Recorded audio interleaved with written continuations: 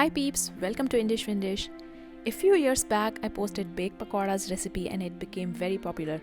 I keep getting messages whether it is possible to make veg pakoras with the same instructions, which other veggies could be added and what will be the cooking time, etc.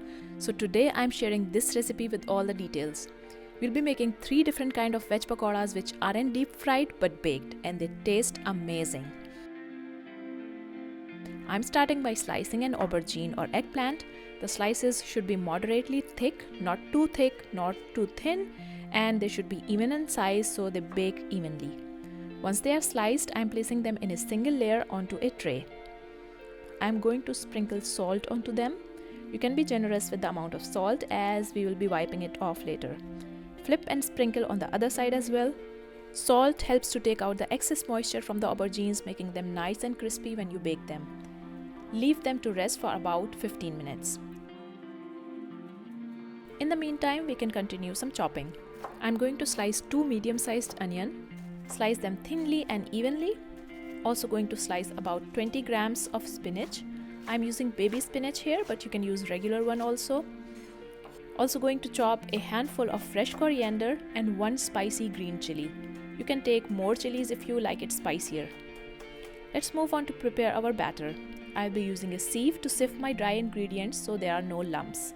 I'm adding 140 grams, that is about 1 cup of besan or gram flour. Also adding 1/4 teaspoon of turmeric powder, half teaspoon of red chili powder and 1/2 teaspoon of salt, along with half teaspoon of baking soda, which is available by the name Kaiser Natron in Germany. Sift everything nicely. You can break the remaining lumps with a spatula and let it all pass through the sieve. Now I'm gradually adding 150 milliliters of water and mixing it with a whisk. You can make a bigger quantity of the batter by doubling or tripling all the ingredients. It's nice and smooth now. Let's get back to our aubergines. As you can see, they have sweat and released the excess moisture, which we'll wipe off using a kitchen towel. We will do it on both sides to make it as dry as possible. Do not press onto it, just dab it lightly.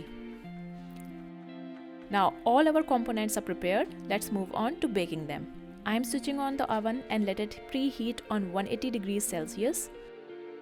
Taking an oven tray and lining it with parchment paper. I'm going to brush some olive oil all over it so our pakoras do not stick onto it. Now we have our tray ready. Take a slice of aubergine and dip it into the batter. You only need a thin coating of the batter onto your aubergine. Take the excess batter off with your finger and then place it onto the tray. Place them in a single layer.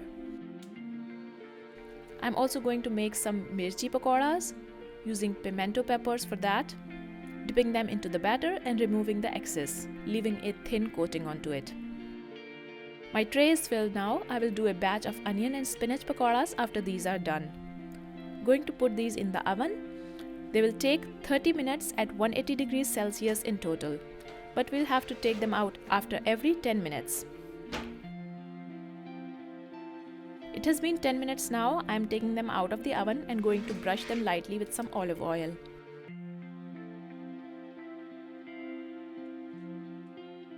After brushing them with oil, I'm putting them back for another 10 minutes.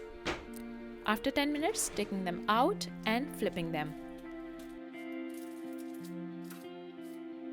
Brushing lightly with oil on this side as well and putting them back for another 10 minutes. These are done now. Look how golden and crispy they look. Transfer them immediately to a wired rack so they remain nice and crispy and don't turn soggy.